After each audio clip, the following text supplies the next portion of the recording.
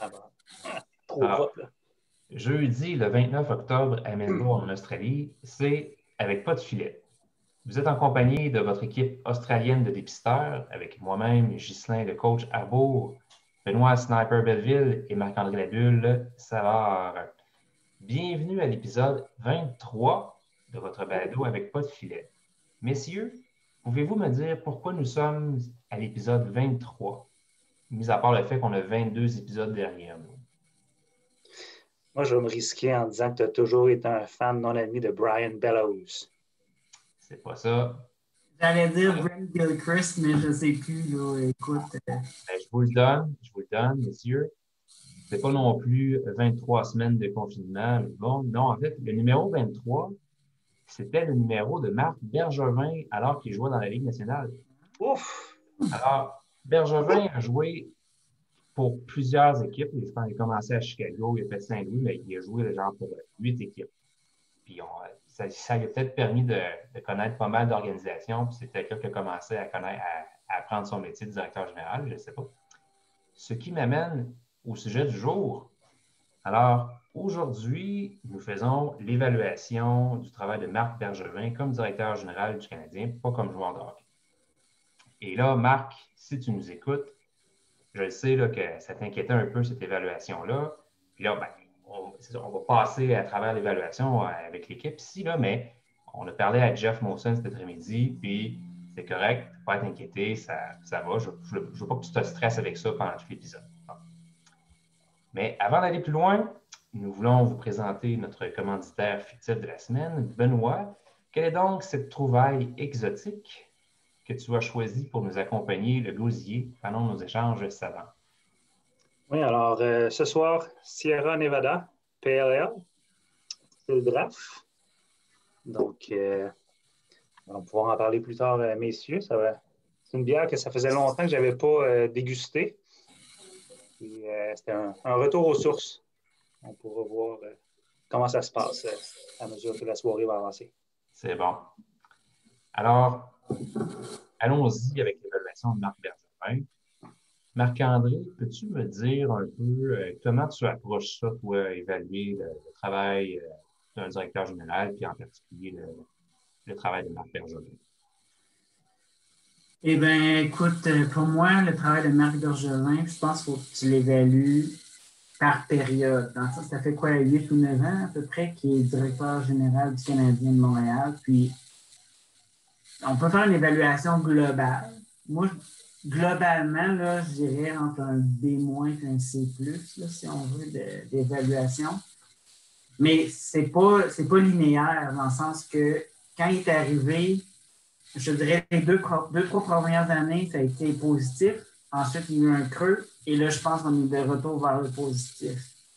Quand il est arrivé, souvent, je pense que aussi bien les dirigeants, peu importe, là, on parle de directeur général, mais même dans les dirigeants d'entreprise, ils arrivent, ils ont comme ils ont la possibilité de mettre l'entreprise à leurs mains, ils n'ont pas peur de prendre des décisions qui peuvent être controversées. Puis il est arrivé, lui, en disant tout de suite, bon, ben garde, Scott Gomez reste chez vous, puis viens même pas jouer parce que dans un an, je vais racheter ton contrat.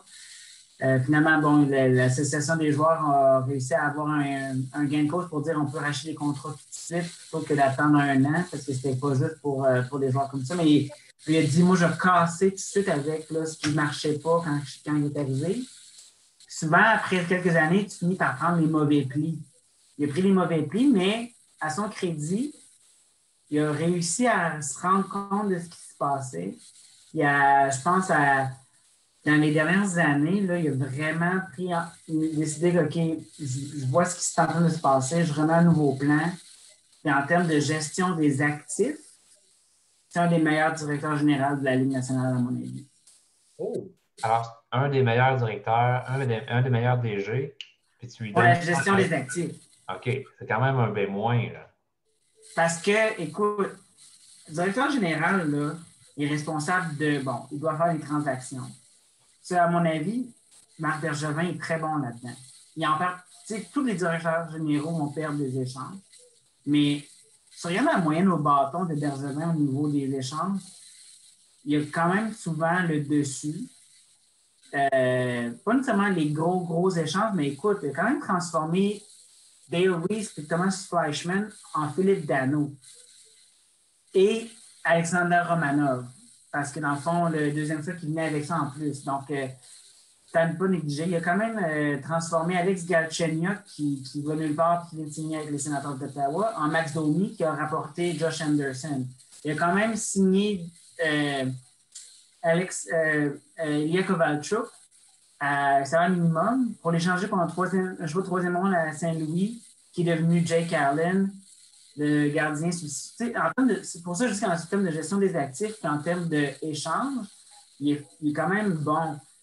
Mais un directeur général est aussi en charge du repêchage. Ouais. Puis, indirectement, parce qu'il y a quelqu'un sous lui qui s'occupe du repêchage, ici Trevor Timmins. Mais le repêchage a été vraiment le maillon faible du Canadien de 2009 à 2017, mettons. Là, ça semble être un petit peu mieux replacé. D'après moi, il y a comme justement un pep talk avec Trevor Timmins sur ça ne peut pas continuer comme ça, sinon ça va perdre ta job, toi, avec mon pit. Mais c'est aussi sa responsabilité au final. Puis ça, de ce côté-là, c'est un peu un constat d'échec depuis le début de son règne. On va voir si ça s'améliore. Mais en termes de gestion des actifs, là. Marc-André, tu as identifié le côté transaction, signature de contrat, etc. Puis tu as aussi identifié le côté développement à l'interne avec le recrutement. Benoît, je ne sais pas si tu as la même liste de critères pour évaluer Marc Bergevin, mais si tu y allais comme Marc-André puis tu nous donnais une note, là, un bulletin, qu'est-ce que ça donnerait de ton côté? Ben, je pense que son évaluation, ça se ferait en deux temps.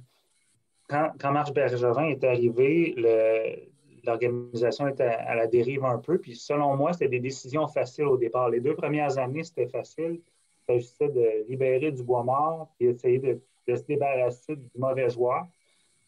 Après ça, une fois que ça a été fait... était encore là quand il est arrivé? Comment, excuse? Scott Gomez, était-il encore là? Oui, c'était son premier geste.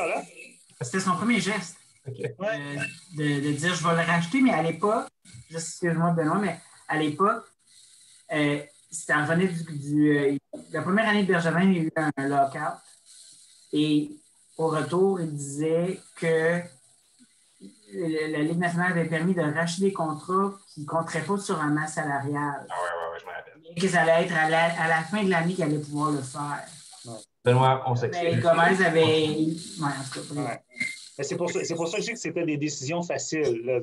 Tu aurais mis n'importe quel domaine en charge, puis c'est la décision qui aurait été prise. Là. Donc, c'est ça, les 2 premières années, OK, on libère le bois mort, puis après ça, il y a eu cette période-là où il ne s'est pas passé grand-chose. Son plan quinquennal, puis c'est là-dessus que si j'évalue Bergevin juste sur son plan quinquennal, je l'aurais mis dehors, moi, avoir été Jeff Molson, là, parce que ça ne marchait pas. Il n'a pas amené la formation à un autre niveau. Mais si je regarde les dernières années, où là, il a vraiment mis l'emphase sur le repêchage, où là, il a vraiment mis l'emphase. Il y avait pas beaucoup il y avait toujours le choix de première ronde. C'était quand même assez rare que Bergevin allait il ne s'est jamais vraiment débarrassé de son choix de première ronde pour aller chercher des joueurs pour l'aider à court terme. Il y a des choix de deuxième ronde, ça oui, il en a échangé beaucoup, mais là, il a décidé de les garder et d'aller en chercher d'autres. Puis là, on commence à avoir une banque d'espoir qui est digne de mention d'un club de la Ligue nationale. Fait que je pense que si tu regardes les 4-5 premières années de Bergevin, personnellement, j'ai de la misère à donner plus qu'un C+, un B- à la limite. Mais là, je pense qu'il a compris que ça passait par le repêchage, mais qu'il fallait de la quantité. Là. Tu ne peux pas juste avoir 1 ou 2 choix dans les 2 premières rondes puis espérer que ça fonctionne. Ça prend de la quantité. Et là-dessus, c'est pour ça que je pense que là, il est essentiel pour un bon moment parce qu'il semble avoir compris ce bout-là. Là. Mais pour un bon moment, je suis plus ou moins d'accord, moi. Ça va dépendre des résultats de la prochaine saison. Parce que là, il a quand même joué gros. Et ça semble être bon ce qu'il a fait. On est assez enthousiaste par rapport à la au nouvel aliment et les changements qu'il a fait cet été ou en tout cas cet automne. Mais si ça ne marche pas, là, la patience a atteint ses limites, à mon avis. Là. Ah, mais c'est pas lui qui va sauter. On s'entend que c'est Claude Julien qui va sauter. Là. C'est pas Bergevin qui va Ben, sauter en peut-être premier. les deux. Peut-être les deux, non? Moi, je serais surpris. Je pense que Jeff Molson, il voit où est-ce que ça s'en va en ce moment. Puis j'ai l'impression qu'il repasse par il rebâtit avec la jeunesse, puis ils ont été rajoutés ils ont un jeune corps. Selon moi, la personne qui est sur la chaise électrique, c'est Claude Julien. C'est lui qui Ah, doit ben ça, c'est livrer sûr. là. Ça, c'est sûr, sûr, sûr. Mais moi, je pense que les deux ont quand même beaucoup de pression cette année. Puis, tu sais, comme quand je dis, moi, son évaluation, je dis un B- ou un C+. Les 2 premières années, c'était à peu près un B. Les 2 dernières années, c'était à peu près ça aussi un B. Mais entre les deux, il y a comme eu un gros moment de... Il a comme jamais voulu y aller jusqu'au bout. Tu sais, moi, c'est ça que je reproche un peu à Bergevin. Là, c'est... Je veux parler de ça, justement. Là, cet automne, il y a comme une embellie dans l'évaluation que les gens font du travail de Marc Bergevin. Soudainement, c'est un gars qui fait des bonnes transactions. On est content, il se passe de quoi, puis l'équipe est transformée. Mais le travail d'architecte de l'équipe, d'un directeur général, ça ne dépend pas juste de lui. Ça dépend aussi de ce qu'il peut trouver dans le reste de l'environnement de la Ligue nationale. Ça y prend d'autres DG qui sont prêts à négocier avec lui. Ça lui prend les joueurs qui cherchent là, la pièce qui lui manque. Il faut qu'elle soit disponible, tout ça. Peut-être que l'été passé, Marc Bergevin, c'était le même gars aussi compétent ou aussi incompétent que l'été qu'on vient de connaître, l'été-automne qu'on vient de connaître. Sauf qu'il ne s'était pas passé grand-chose l'été passé. Mais le travail d'un bon DG, ce n'est pas juste les bons contrats, les bons échanges que tu fais, c'est aussi les échanges et les contrats que tu ne fais pas. Alors, pensez-vous que c'est peut-être une année anormale cette année pour évaluer le travail de Marc Bergevin? Puis peut-être que les années où il ne s'est pas passé grand-chose, ben, c'était peut-être un petit peu injuste d'évaluer son travail de façon négative. Benoît, tu semblais... Oui, mais je pense il a vraiment été en mesure de cerner des problèmes avec son alignement, puis il a été comblé.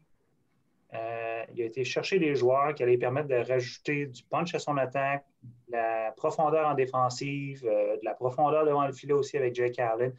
Donc, ça pour ça, j'y donne. Il a fait une bonne évaluation, puis il a été en mesure d'aller chercher des joueurs qui vont contribuer à aller dans une direction, aller dans la bonne direction. Là. Comparativement à l'année dernière, ça, c'est clair que c'est beaucoup plus prometteur. Il y a de la profondeur. Puis, si tu regardes ce qui a été fait ailleurs dans la Ligue nationale, c'est clair que c'est un des bons DG, c'est un des clubs qui est le plus amélioré. Là. Je ne dirais pas que c'est le club le plus amélioré. Selon moi, il y en a d'autres qui ont fait mieux, ou du moins qui ont été chercher les pièces manquantes mieux. Mais non, c'est une bonne entre-saison, ça c'est sûr. Là. Toi, Marc-André, tu le places comment, Marc Bergevin, comparativement à d'autres équipes là, qui se sont peut-être aussi bien, qui s'en sont aussi bien tirées, puis peut-être mieux que le Canadien en termes de. Écoute, moi, pour moi, là, pour revenir un peu à la question, moi, je pense que ce qui est arrivé cet été, là, c'est pas un concours de circonstances. C'est pas cette année, il y a eu un meilleur lock avec les autres directeurs généraux versus avant, puis etc. Pour moi, là, ce qui est arrivé, c'est qu'en l'année 2017-2018, la saison 2017-2018, où ça a vraiment mal été, après avoir été chercher Carl Arzner, puis en tout cas, je pense que ça a été un wake-up call. Et je pense que c'est là qu'il a reparti son nouveau plan quinquennal, puis qu'il a mis en place sa nouvelle vision. À mon avis, un directeur général, là, il planifie avec la masse salariale, il voit plusieurs années à l'avance, qu'est-ce qu'il y a dans mon pipeline. Il a dû réaliser à ce moment-là qu'il n'y avait rien dans son pipeline, qu'il n'y avait rien qui s'en venait. C'est pour ça que pour moi, là, les dernières années, c'est quand même une bonne évaluation que je fais de lui parce que je pense qu'il a vraiment compris, écoute, si je veux sortir de là, il faut falloir vraiment que je remplisse ma banque d'espoir et que je fasse une bonne gestion de mes actifs et qu'il a sorti un peu de bois mort, il a réussi à ressortir des choix de repêchage pour ce bois mort-là. Puis au bout de 3 ans, il se retrouve avec une banque d'espoir qui est très respectable. Okay? Qui n'est peut-être pas élite, mais qui est quand même respectable. Ouais. Il sait vraiment bien garder sa masse salariale et vraiment bien gérer ça, au point où cet été, pandémie ou pas, c'était vraiment ça, à mon avis, son plan. C'est cette année, en plus, avec le repêchage qui était supposé d'avoir lieu à Montréal, d'après moi, il était parti pour faire un gros splash en disant « J'ai des choix au repêchage, en veux-tu en v'là? J'ai des espoirs en veux-tu en v'là?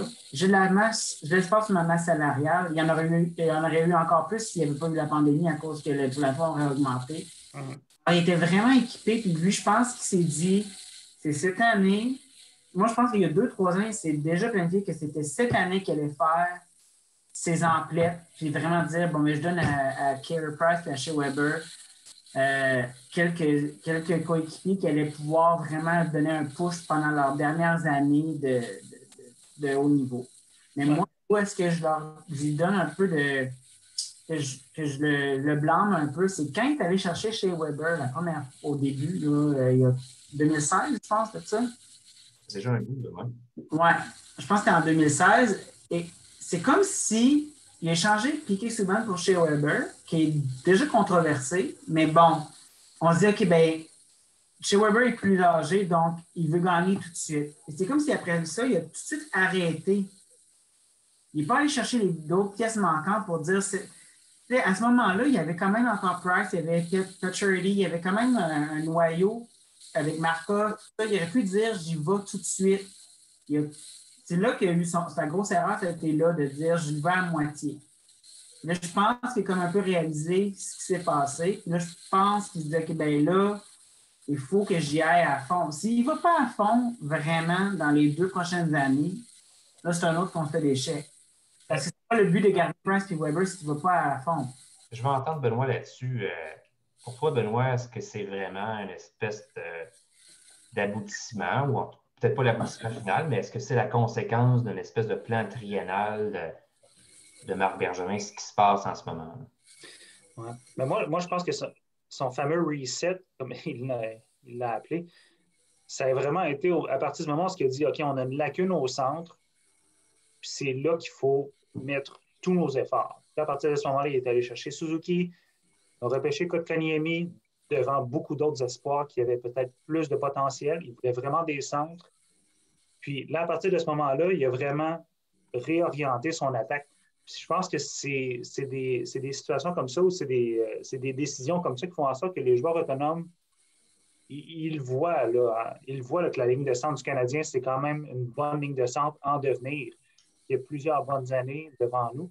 Donc, comme des Toffoli, je pense que ça facilite probablement des décisions. Là. Si tu as plusieurs offres de contrats similaires, tu regardes la ligne de centre du Canadien, tu te dis OK, dans le pire des cas, en tout cas, pas dans le pire des cas, mais je veux dire, c'est soit je joue avec Suzuki, Kotkaniemi ou Dano. C'est pas mal pris, là.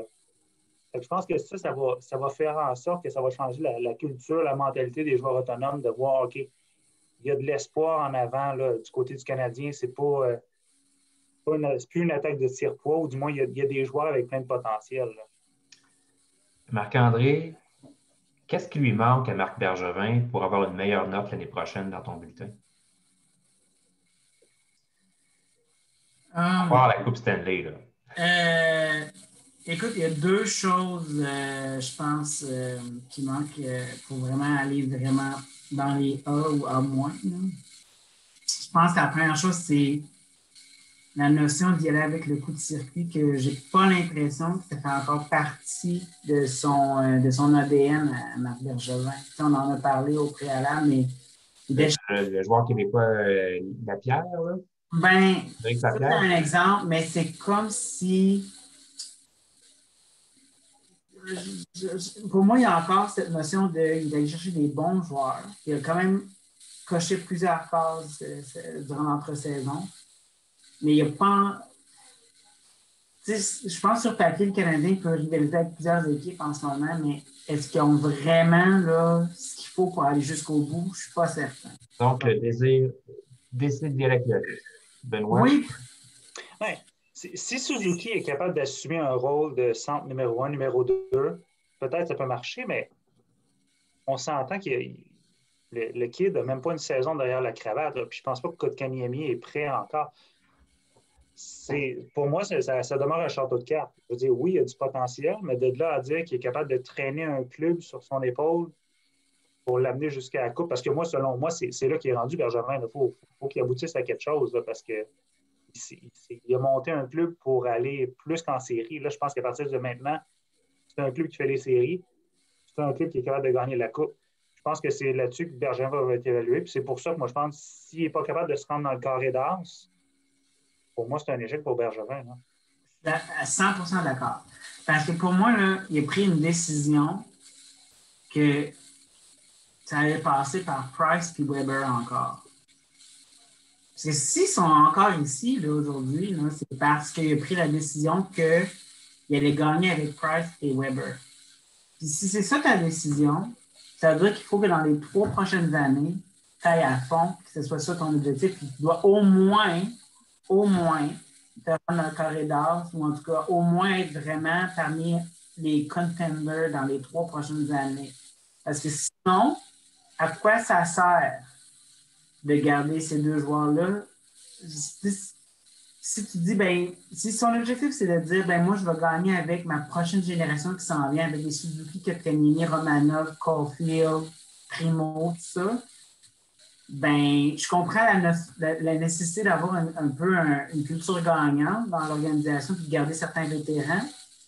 Mais moi, ce qui me semble donner comme impression, c'est que là, il veut vraiment gagner avec les vétérans en place. Alors, si tu veux faire ça, vas-y pas à moitié. Il va falloir vraiment que tu y ailles à fond. Ouais, toi, un petit mot de la fin sur ton évaluation de Marc Bergevin. Ben, en tout cas, honnêtement, je regarde ce que d'autres DG ont fait. Je veux dire, il y a des DG qui ont fait vraiment pire. Là. Je regarde des clubs qui s'en vont nulle part, comme Ottawa ou même Arizona. On est vraiment dans un autre ordre d'idée. Là. Bergevin a un plan, il a décidé d'y aller. Il a posé des gestes significatifs. Je pense qu'il est rendu là. Je vais lui donner une chance parce qu'il a monté quelque chose d'intéressant. Il y a 3 lignes d'attaque qui sont capables de générer de l'offensive. Il y a un foursome en défensive qui a du sens. Je pense que tu peux faire un bout avec ça. Puis il y a 2 gardiens qui sont capables de te donner, une 45-50 victoires dans une saison. Ça peut marcher. Si les astres sont alignés et s'il n'y a pas trop de blessures, ça peut fonctionner. Mais je regarde les clubs qui étaient présentement dans le carré d'as, puis je me dis, ça va être dur de rentrer là parce que Tampa Bay est toujours là. De l'autre côté, tu regardes Dallas qui est toujours là. Ils n'ont pas perdu d'éléments. Puis, il y a d'autres clubs. Moi, personnellement, j'aime beaucoup ce que l'Avalanche du Colorado a fait durant l'entre-saison. Ils ont été chercher des joueurs qui vont juste les rendre meilleurs. Puis, Calgary a fait la même chose. Ils ont été chercher des bons joueurs. Peut-être que du côté de la conférence de l'Est, oui, le Canadien s'est beaucoup amélioré, mais le chemin va rester ardu. Je pense que ça va rester difficile de se rendre loin. Parce qu'ils n'ont toujours pas ils n'ont pas été chercher de l'attaquant All-Star ou l'espèce de coup de pluie comme on n'arrête pas de mentionner. Ils ont 3 bonnes lignes, mais ils n'ont pas une dominante. Dominante, exactement. Tu m'enlèves les mots de la bouche. Désolé. Marc-André, un dernier petit message de Marc Bergevin. Ben, c'est juste de nous parler de Tampa Bay qui est encore là. Bon, on ne sait pas, parce que Tampa Bay, en ce moment, ils doivent vraiment liquider les joueurs pour pouvoir respecter le plafond. Donc, on ne sait pas de quoi Tampa Bay va avoir lieu dans quelques semaines, dans un mois ou 2. Là. Mais même s'ils échangent Stamkos, ils ne jouaient pas. Je suis d'accord, mais s'ils sont obligés de... Oh, mais c'est le cœur de l'équipe. Oui, mais s'ils sont obligés d'échanger 2-3 autres joueurs à la place parce que Stamkos ne veut pas partir, qu'ils sont capables, que blablabla. Tampa Bay, écoute, je pense qu'ils sont encore une équipe très forte, mais ça s'en vient très difficile pour eux autres. Puis, je pense que Boston approche son déclin. Je ne dis pas que ça va être facile d'être dans le carré d'as, là. Mais il faut que ce soit sur ton objectif. Moi, à la base, c'est ça. Pour moi, là, une des choses que je déteste le plus, c'est quand on dit mon objectif, là, c'est d'atteindre les séries, puis après ça, advienne que pourra, on ne sait jamais ce qui peut se passer. Puis, quand une organisation, une entreprise, là, mettons Danone, ne va jamais dire moi, mon objectif, c'est d'être la 8e meilleure compagnie de yogourt. C'est mon objectif, là. Alors, moi, de dire mon objectif, c'est d'être la 8e meilleure équipe. Ça ne peut pas être ça ton objectif. Il faut que ton objectif, ce soit de gagner la Coupe cette année. Puis, je comprends qu'il y a différents moyens d'y arriver, mais c'est ça qui. Il va falloir qu'à un moment donné, Marc Bergevin se dise mon objectif, c'est ça, c'est d'aller en haut, d'atteindre les sommets. Ben écoute, on le sait qu'il t'a entendu. Fait que peut-être que ça va changer sa stratégie pour l'année prochaine. Bien sûr, on est déjà rendu à l'étape du courrier du lecteur. Alors, on a Jean-Sébastien Morin de Gatineau, au Québec, qui nous écrit et nous dit « Bonjour les gars, tout d'abord, félicitations pour votre beau programme. » Merci, Jean-Sébastien. Merci. Je vous partage une observation que j'ai faite à l'écoute de l'épisode 57. Vous dites vraiment souvent, en commençant vos phrases, « Je pense que »,« Moi, je pense que ». Si on faisait un jeu à boire pour votre podcast avec ce bout de phrase-là, je ne pense pas qu'on se rendrait à la fin de la demi-heure sans tomber dans un beau petit coma éthylique. C'est juste drôle. Continuez le bon travail. Ben les gars, qu'est-ce que vous en pensez? C'est comme le jeu de boire à chaque fois que Pierre Roux dit ma parole. Ouais. Apparemment, on dit ça souvent. Souvent, je pense que moi. Ouais, c'est correct. On peut boire à oui. Ouais. Ben, regarde, je vais dire juste une chose. C'est Torvis de calice, de bâtard, de maudine de cul, de sacrifice, de Vera, de Jésus de plâtre, de viande à chien. Je pense qu'il a raison. Oh, Lorraine Barnac! Alors, Marc-André, veux-tu nous expliquer c'est quoi cette trouvaille-là que tu as faite? Écoute, c'est un site web, c'est lorrainebarnac.com. Alors, Lorraine Ipsum, en tout cas, bon, avec Tabarnak mis ensemble. Donc, ça fait lorrainebarnac.com, qui est un générateur de jurons québécois. Donc, tu peux peser sur un bouton, puis ça génère des jurons. Écoute, c'est vraiment utile. Surtout quand tu es à l'étranger, comme en Australie, comme nous, éventuellement, tu as besoin de références, puis je pense que c'est une bonne source. Ouais. Ça, puis le grand dictionnaire terminologique, là, ça...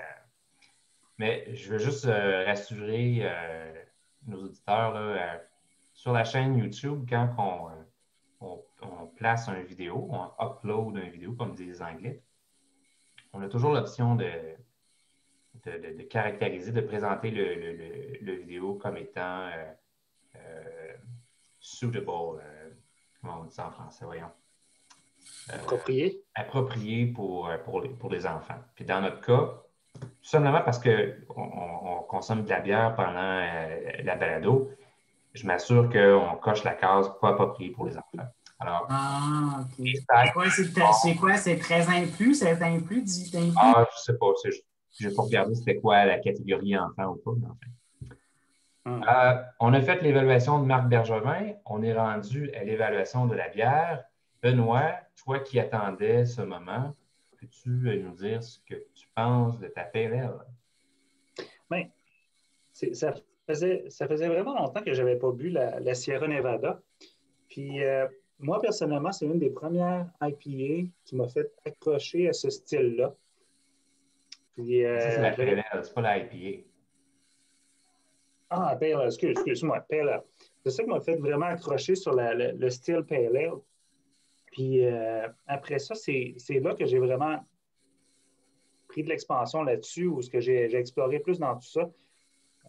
Disons que ouais, non, dans ce sens-là, mais non, c'est ça. J'étais plus un style la batte bleue. Dans ma jeunesse, la batte bleue Budweiser, tu sais, je m'en vanterais pas. Mais après ça, j'ai découvert ça, puis j'ai comme fait, OK, wow, il y a d'autres choses. Là, puis je l'avais comme mis de côté. Puis là, après ça, j'ai écouté d'autres PLL, d'autres IPA. Puis là, je reviens à ça, puis elle reste encore sur la coche. Puis je suis content parce que autant j'ai mes vieilles références Budweiser, la batte bleue, que un petit peu moins fier de les mentionner. Autant celle-là, je pense qu'elle reste toujours une bonne bière à boire, un bel équilibre. Puis, on me fait content. Alors, Sierra Nevada, c'est pas une bière australienne, c'est une bière américaine, mais Ouais. c'est une des bières américaines qu'on trouve, pas genre Coors Light et des affaires comme ça, là, mais c'est une des bonnes bières américaines qu'on trouve facilement en Australie dans les liquor stores. Là. Fait que c'est, toi, Marc-André, qu'est-ce que tu en as pensé? Écoute, moi, j'ai pris la Sierra Nevada, mais ça doit faire au moins 5 ans de ça. Je me rappelle je reconnais la bière, là, mais ça fait vraiment longtemps. Écoute, euh, parmi les très bonnes qu'on a eu l'occasion de déguster depuis nos débuts dans ce podcast-là, écoute, je la recommande fortement. Ouais. Moi, je dirais, Sierra Nevada, c'est une grosse brasserie. Là. On ne peut plus parler de microbrasserie en Alberta. Non.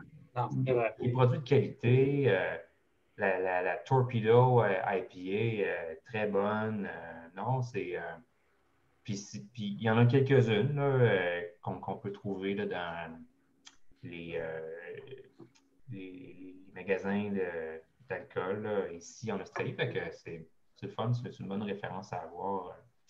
Bon choix, Benoît. Benoît en avait sélectionné 3, non 4, puis il y en a 3 là-dessus qui étaient des bières obscures, difficiles à Pas trouver. trouvable. C'est pour une Ouais. prochaine fois, Benoît. Mais ouais, non, je pense que la prochaine fois, un de nos prochains podcasts, il va falloir qu'on le fasse sur place, live. Il y a un beau beer bar ici dans le coin, Author's Promise, qui est très belle sélection de bières. Je pense que ça va valoir la peine de se déplacer à cette heure qu'on peut. Là. Là, on peut aller dans un pub, on pourra aller prendre la Stone in Wood d'un podcast précédent. Ben, Oui. Je ne sais pas s'ils des vont nous offrir possibilités qui gratuit s'offrent à nous. grâce à la plug qu'on leur a faite. Oui. Bien. Messieurs, c'est maintenant la fin de l'épisode. Félicitations, Marc. Tu peux continuer à travailler avec les Canadiens de Montréal. Merci, les gars, pour nos échanges. Je voudrais juste rappeler à tout le monde que d'ici le prochain épisode, rappelez-vous, l'important, c'est ça qui compte. Salut tout le monde. Salut. Salut.